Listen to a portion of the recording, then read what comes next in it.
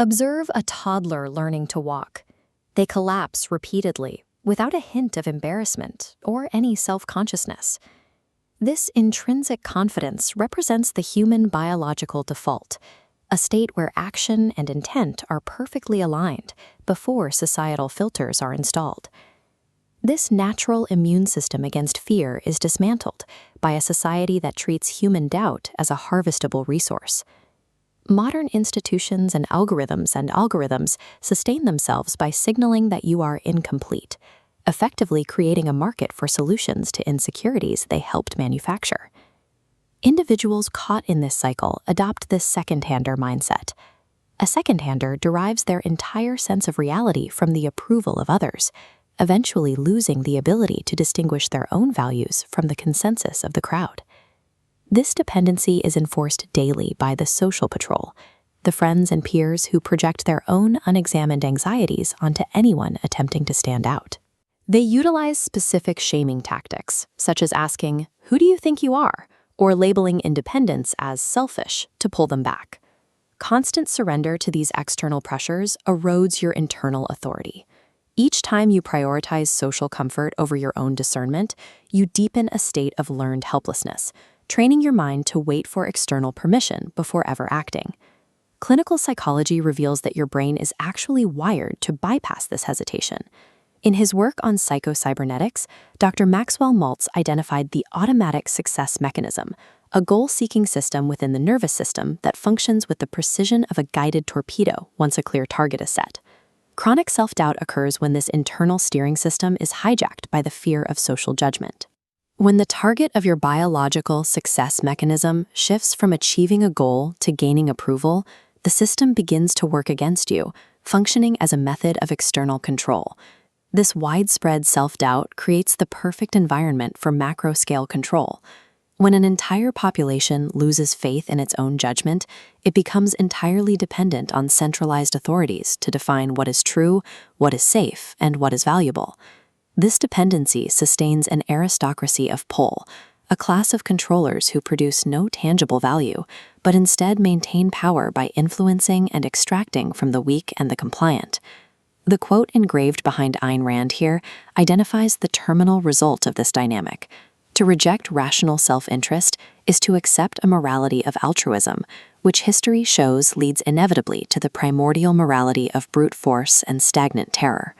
The aristocracy of pull requires an endless supply of order followers to function.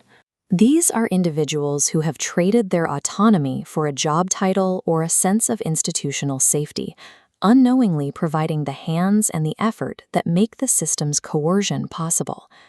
Outsourcing your inner authority to these institutions creates a paradox. You contribute your own life force to the very system that demands your continued submission.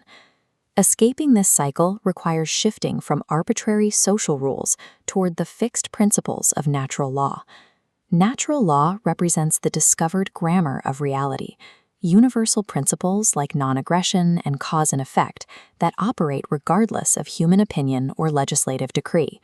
Trusting your internal compass is the most direct way to align with this natural order.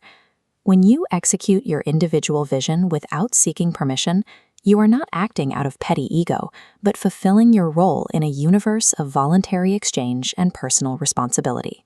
Ancient traditions referred to this elevation as apotheosis. Mythic figures like Hercules serve as an archetypal precedent for this journey, demonstrating that through the endurance of trials and the refusal to quit, a man can transcend his mortal limitations to reach his highest potential. The warrior philosopher applies this mythic strength to the modern world by transmuting fear into fuel. Instead of letting dread paralyze the mind, the warrior extracts the useful signal from fear, using it to sharpen their strategy and resolve. This capacity for independent reason is known as the divine spark. This internal light requires consistent, active engagement to burn through years of societal programming and conditioning. Choosing to live by your own values breaks the loop of self-sacrifice. This refusal to diminish yourself serves as a powerful example, demonstrating to others that sovereignty is not a gift to be granted, but a reality to be claimed. The conflict for your mind has reached its final stage. As institutional systems become more demanding, the middle ground of passive compliance is rapidly disappearing. You are left with a choice between two distinct ways of existing: the unpredictable, limitless freedom of a sovereign creator, or the secure, stagnant life of an obedient order follower. Thinking about philosophy is no longer enough. You must begin the practical work of reclaiming your biological self-confidence by making decisions that align with truth rather than consensus. To assist in this transition, use the Fear Transmutation Manual.